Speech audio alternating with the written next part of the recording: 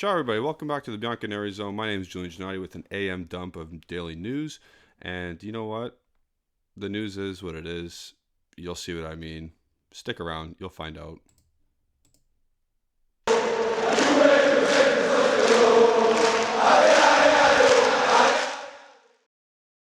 Welcome back. And it is what it is. When I said the news is, it is what it is. It's a news dump of sorts.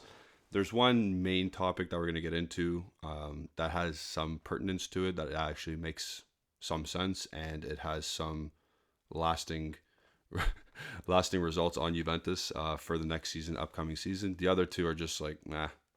How much do we believe at this point? It's more of a summer thing, if anything. And to be honest, the sources are who they are. So before we get into that, please like the video, subscribe to the channel if you haven't already.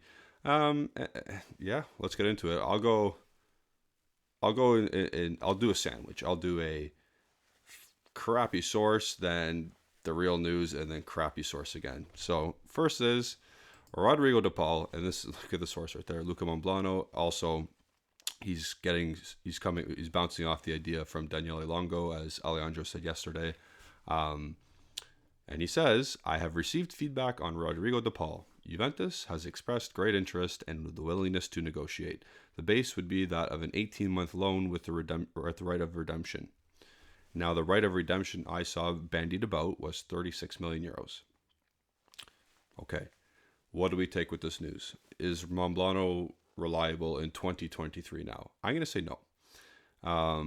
Has De Paul been bandied about, like I said, to Juventus? Have we been courting him before? Absolutely. Yeah. For any of this to make sense, McKennie has to leave.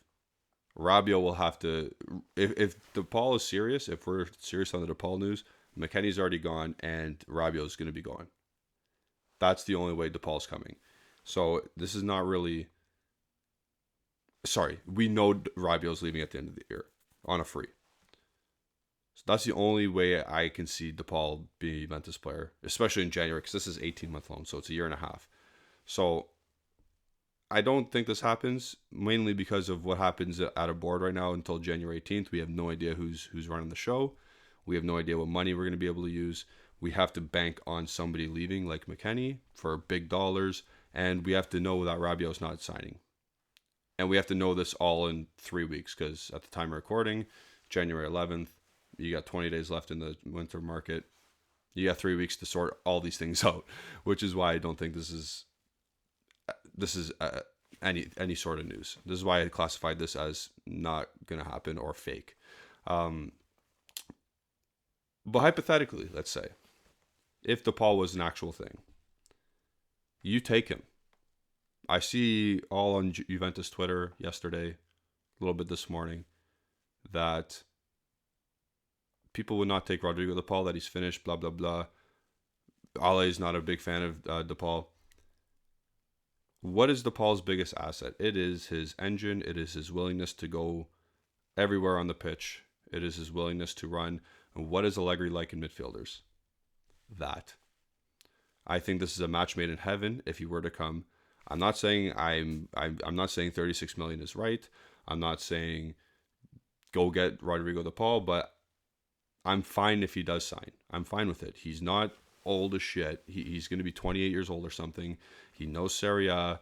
He won't have to bust his ass as much as he did for Argentina. He'll still do the grunt work, but I think it's a match made in heaven.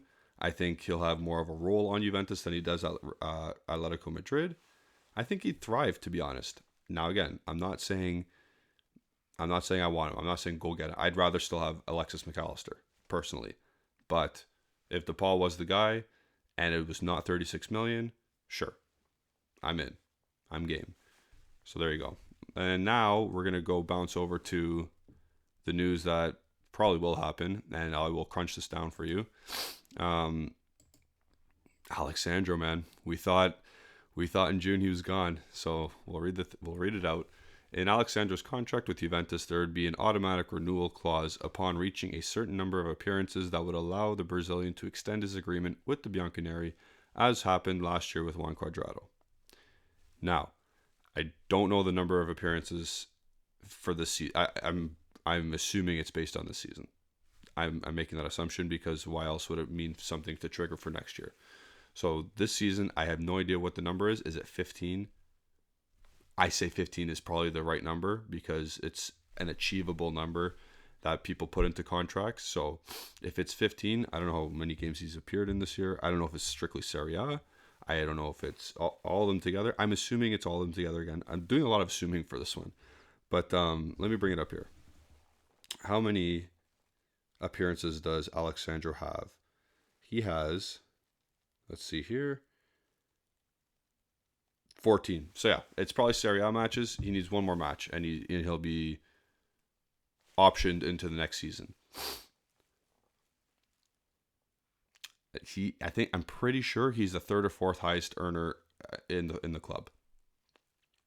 I also thought we were losing that wage for next year, which would have been nice. But if there's I don't know if it's automatic renewal. Oh, it is. So if it's automatic renewal, he's staying for another season, and nobody's gonna want to buy him. Yeah, we either have left back or left center back Sandro, or we have a pylon making $7 million on the bench next year. There's no way around this, actually, if this is actually true, this piece of news. There's no way around it because nobody's going to want to buy him. There was a report, obviously, that Juventus fans follow. Nico Shira, he says, Galatasaray and a couple Turkish clubs are looking at him. I don't know what the truth is at this point. But this is scary to see because not because of the player himself, because he's fine. He's fine as a left center back in a protected system. He's fine. But next year the wage is killer. The wage is crazy. So it'd be great if this wasn't the case, and it'd be great if he just went on his merry way to Turkey and lived a good life. Thank you, Sandro, for the 7 years, but peace out, bro. So stay tuned for this because I'm sure we'll get some more information on this later on in the transfer window, later on during the season. I'm sure Juventus will put out a blurb. Hey, Alexandro's been renewed for a year, and this is why, because of an automatic renewal. So there's the news that I think is true because who makes this stuff up? Who would make this up? It's coming from Tutto Sport as well, so they probably know. It's Guido, so he probably knows. And lastly, this is the cream of the crop, crazy source that Alejandro made me read out today. It's from Il Messaggero. Again, it's about Milinkovic-Savic. So Maurizio Sarri would be willing to deprive himself of both Luis Alberto and Sergei Milinkovic-Savic in January. No, no, he's not doing that. The Serbian in particular has seemed confused often on the pitch, but between renewal rumors and the imminent farewell. The coach wanted Lotito to solve the issue last summer, and now would even be willing to sacrifice both in January, even on loan with the right of obligation or right of redemption. So, they're both not leaving in January. Milinkovic-Savic is going to leave in the summer. He's going to go to the highest bidder. I have no idea if it's Juventus or not. Does Arsenal make a late bid in the January transfer window because they need another midfielder? I don't know. Not my problem. I would love to have Milinkovic-Savic at Juventus, but I think the time's passed. I actually have no idea how he's going to fit. And again, before on this channel, I've come out and said, if a player like this is an opportunity, you can't deny it. I'm still sticking by that. Like, if he's presented to you, you go and buy him. But at this point, nothing's materializing now. And if it goes to highest bidder in the summer, we're out. I don't care. Don't tell me, oh, wait, Milinkovic-Savic really wants to come to Juventus, blah, blah. No, we're out if it goes to highest bidder in the summer. That's it. I don't see him leaving in January unless, again, Arsenal is desperate enough. They see a way to the Premier League title, and they think he'll bolster their midfield ranks. Other than that, he's staying at Lazio this winter and for the rest of the season, and then he's a goner. For Alberto, don't care. So there you go. So there's three pieces of news that are reaching, I'll say, to say the least.